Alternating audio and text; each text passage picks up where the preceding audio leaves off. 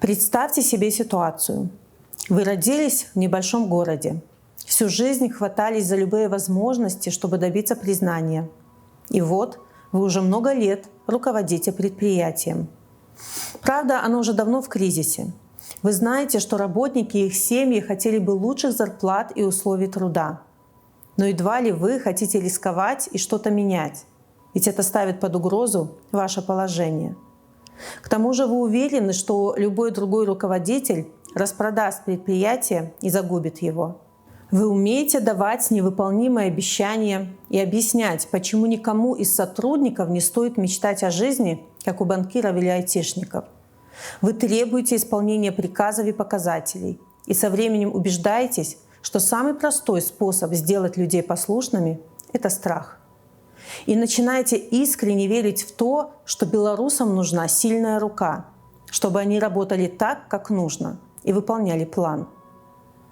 А теперь представьте, спустя много лет сотрудники начинают требовать соблюдения своих прав, бастуют и хотят сменить руководство, потому что знают, что их жизнь и условия работы могут быть значительно лучше. Что вы чувствуете? Конечно, вас это очень сильно пугает. И с этого момента страх потерять должность и стабильность руководит каждым вашим решением. Страх потерять место. Вот чем вы живете последние 1,5 года. Если вы региональный чиновник и уже давно по инерции закрываете глаза на коррупцию и нарушение закона. Если вы командир личного состава, но не остановили пытки в 2020-м и уже 1,5 года ищете этому оправдание. Если вы учитель, которого принуждали фальсифицировать протоколы, или любой другой бюджетный работник, которого сгоняют на митинги и собрания и заставляют снимать видео в поддержку незаконного референдума. Страх потерять свое место красной нитью проходит через всю вертикаль власти. Вы привыкли к тому, что бюджетный работник — это тот, кому платит государство, а значит, против этого государства нельзя высказываться. Но я хочу вам напомнить, что платит вам белорусский народ, платит из своих налогов.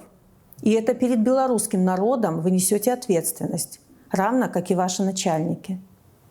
У вас перед глазами худший пример того, как далеко готов зайти человек, который боится потерять свое место. Его страх настолько велик, что парализовал всю страну на 1,5 года. Этот человек оказался готов поступиться свободой тысяч людей в тюрьмах, качеством жизни граждан, взаимовыгодными отношениями с множеством государств, вместо этого распродавая страну тем, кто дает в долг.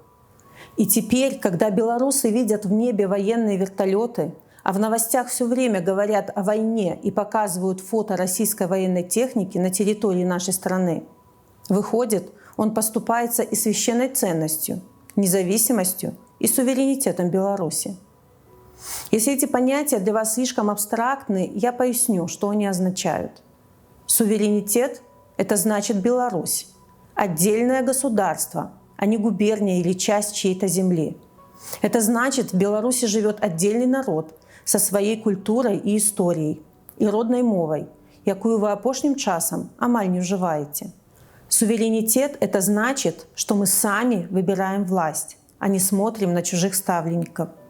Что налоги каждого работающего белоруса идут на ремонт белорусских дорог и оплату пенсии нынешнего поколения белорусских пенсионеров. Они растворяются за территорией Беларуси. Я понимаю, что такое бояться потерять свое место и свою работу.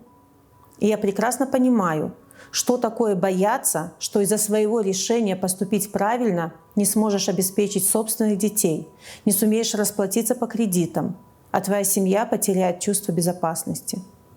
Но именно из-за этого страха все мы оказались в ситуации, где нужно защищать уже не свое место, а свою родину. Ведь тот самый человек, который оправдывал зверство фразой «любимую не отдают», отдает ее прямо на наших глазах. Поймите, что у вас, как и у Беларуси, есть будущее. Его нет у одного бывшего президента и какого-то количества его приближенных. Это не вы гарантированно потеряете свое рабочее место. Это не вы международный изгой. Это не вы потеряли всякий авторитет, самостоятельность и способность принимать решения в национальных интересах страны. Это не вы организовали пытки на Окрестина и понесете за это ответственность. Не вы запустили миграционный кризис ради 2 телефонных звонков канцлера Германии. Не вы нарисовали 80% после выборов в 2020-м, и не вы сейчас думаете, какие цифры нарисовать на незаконном референдуме.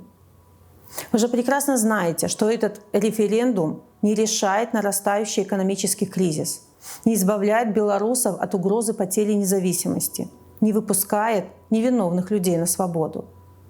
Вы понимаете, что никакой страницы перевернуто не будет.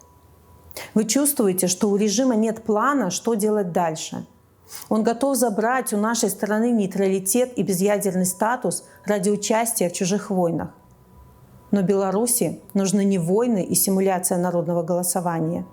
Ей нужны суверенитет, национальный диалог и новые честные выборы. Наконец, снятые санкции, а за ними долгожданные реформы. Возможно, вы хотите переждать, пока граждане все сделают сами. Но вы забываете, что вы тоже граждане. Так что вы можете сделать, чтобы позаботиться о своем будущем? Начните прямо сейчас. Если вы в избирательной комиссии, поговорите с коллегами из других участков, чтобы вместе было проще решиться 27 февраля вывешивать честные протоколы. Если вы знаете, что вас загонят на участок, расскажите о стратегии сделать бюллетень недействительным всем, кого знаете. Расскажите им также про платформу «Голос». В этот раз она снова будет работать. Не молчите об эскалации напряжения с Украиной. Высказывайте антивоенную позицию. Отказывайтесь выполнять преступные приказы, нарушающие нашу Конституцию.